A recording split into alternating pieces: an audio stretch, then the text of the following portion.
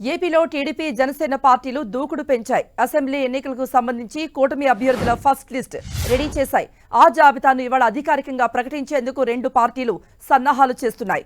మాఘ పౌర్ణమి మంచి రోజు కావడంతో రెండు పార్టీల అధినేతలు తొలి జాబితాను ఇవాళే విడుదల చేయాలంటూ నిర్ణయించినట్టుగా తెలుస్తోంది. ఇప్పటికే హైదరాబాద్ నుండి చంద్రబాబు, లోకేష్ ఉండవల్లికి చేరుకున్నారు. అలాగే హైదరాబాద్ నుండి పవన్ కళ్యాణ్ అమరావతికి చేరుకున్నారు.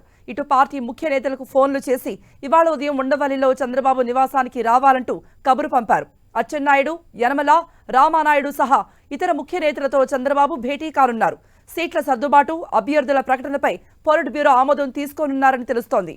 ఉదయం 11 గంటల తర్వాత చంద్రబాబు, పవన్ కలిసి తొలి జాబితాను ప్రకటించనున్నట్టుగా తెలుస్తోంది. 13 ఉమ్మడి జిల్లాల్ని టచ్ చేస్తూ తొలి జాబితా ఉండే అవకాశం ఉంది.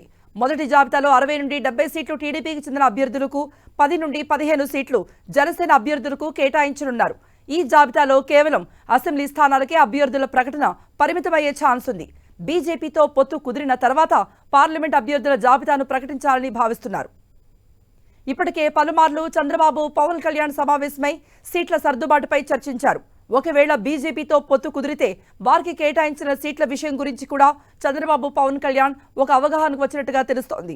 టీడీపీ రాష్ట్ర అధ్యక్షుడు కింజారపు అచ్చెన్నాయుడు, గంటా శ్రీనివాస్, వెలగపూడి రామకృష్ణబాబు, నిమ్మకాయల చినరాజప్ప, నందమూరి బాలకృష్ణ, పయ్యావుల కేశవ్, పరిటాల సునీత, పరిటాల శ్రీరామ్, ఆనం రామనారాయణ రెడ్డి, నల్లారి కిషోర్ కుమార్ రెడ్డి వంటి నేతల పేర్లు తొలి జాబితాలో ఉండొచ్చనే ప్రచారం జరుగుతోంది. టీడీపీలో సిట్టింగ్ ఎమ్మెల్యేలకు తప్పకుండా సీటు కేటాయించాలంటూ నిర్ణయం తీసుకున్నారు. అదేవిధంగా కొన్ని కీలకమైన నియోజకవర్గాల్లో ఇన్ఛార్జీలుగా ఉన్న వారికి కూడా ఫస్ట్ లిస్టులోనే చోటు దక్కే అవకాశాలు కనిపిస్తున్నాయి.